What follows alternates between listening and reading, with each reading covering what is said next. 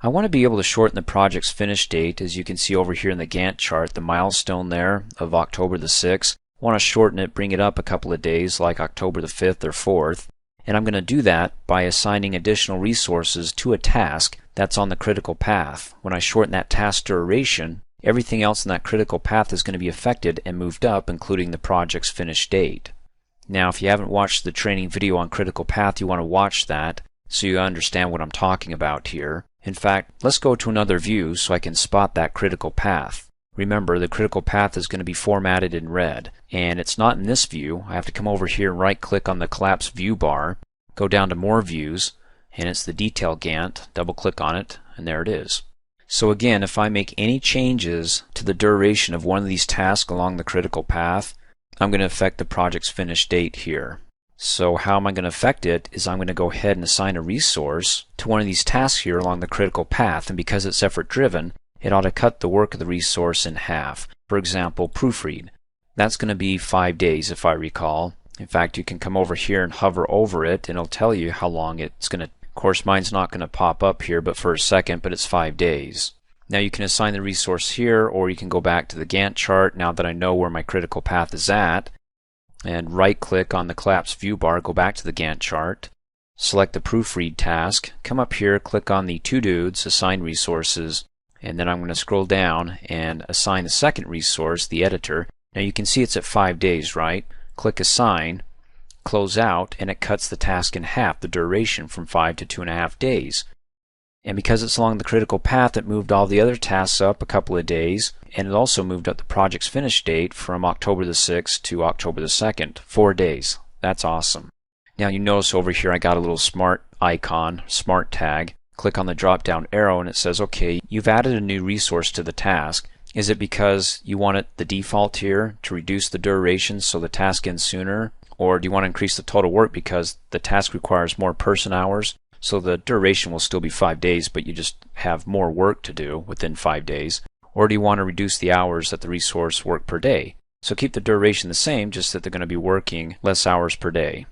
In any case, the default I'm fine with by cutting the duration in half, since I added an extra help, editor 2 on the task, and I'm pretty satisfied with what I got here.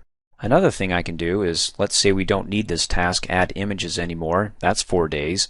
If I go ahead and delete this, of course you can't delete a task by selecting it here just in the cell and hitting the delete key. If you do that, I mean, it doesn't delete the task, it's still there. Of course you get this little X and it says, what are you trying to do? Click on the little smart tag drop down arrow and say delete the entire task, or go ahead and hit undo here.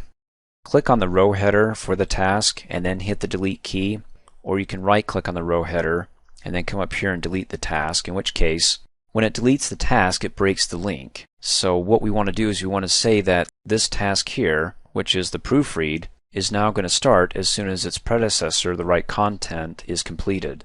So how do we do it? Link them back up? Well, you can do it one of two ways. You can either come up here and select the task, its predecessor, hold down the control key and select its successor, and make sure you do it in order. Don't come down here and go, let me select this first, and then go up above and control click and select that, because if you do, you're linking from proofread, when that's finished, to go ahead and start writing the content, and that doesn't work. So we want it to go first, write content, control click down to proofread, and then come up here on the standard toolbar and click on the link task button, and we're good to go. Or you can hit undo, double click on the successor proofread, go to the predecessors tab and click in the task name, click on the drop down arrow, and who's going to be the predecessor that this successor is going to be linked to. Again, it's going to be write content, so you want to scroll down until you find it, select it, click OK, and there you go, you got it linked up again. That's fantastic. I mean, if you look at the project's finish date now, it went from October the 2nd to September the 30th. So by eliminating some tasks along the critical path, or adding some resources to a task to shorten that duration of the task, you're also going to shorten the finish date of the project. Because again, that critical path, it's like a domino effect. Mess with one task, it trickles all the way down to the project's finish date.